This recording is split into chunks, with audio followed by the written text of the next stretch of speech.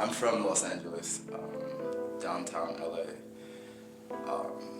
I didn't have the best childhood, and my life, to sum it up, was a lot of like inconsistencies in terms of parenting and having a normal childhood.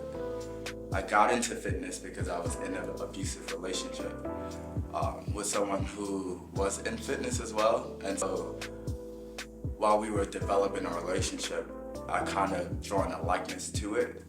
I remember a time where I was with this guy, I was with him, and we got into a really bad fight, and so he put me out in the cold, in the snow, and I had no sneakers on, and then, you know, I was like outside the door, and I was just like, you know, like in tears, like, you know, I had nobody in New York.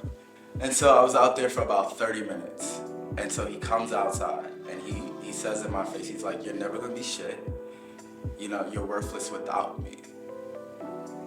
And so I kind of sucked that in just so I could get back in the apartment.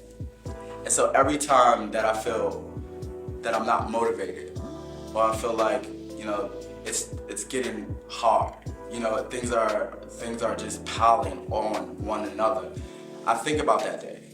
And I think about how powerless I was, you know, and I'm in a position of power when I get my ass up. And so that motivates me. Not again. 1, 2, good. Yeah, I learned from William West. Good. There was a level of safety and security that he was providing that I wasn't accustomed to.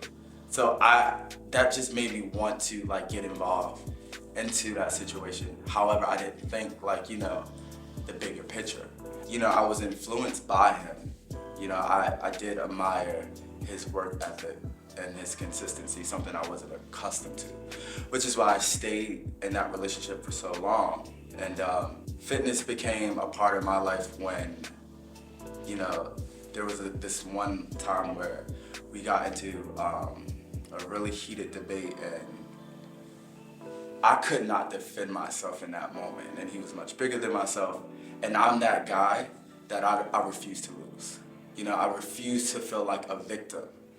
So I saw the change that it was doing for him or his life in general, but you know, he lacked in his personal life.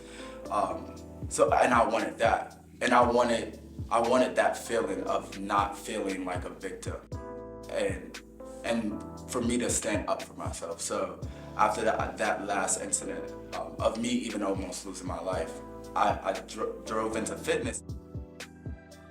It's a holistic change. When we think about fitness, we think about the physical appearance.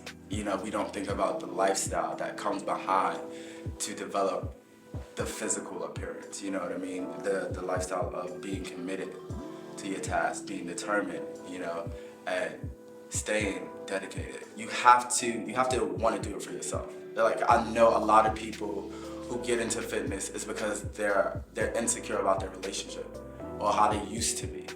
But when you're like, I'm doing this for me and I feel good about myself, you'll stay committed. Because once you get to where you need to get to because you did it for someone else, you know, that you're not going to be consistent. We have to be okay to struggle. We have to be okay with the little.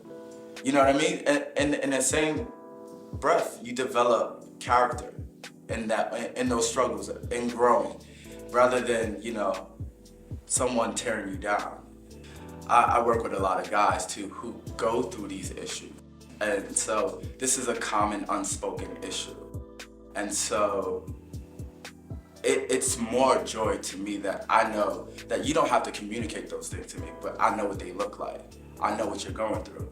And the fact that I'm a part of your experience and I'm giving you some light on your journey means more than anything.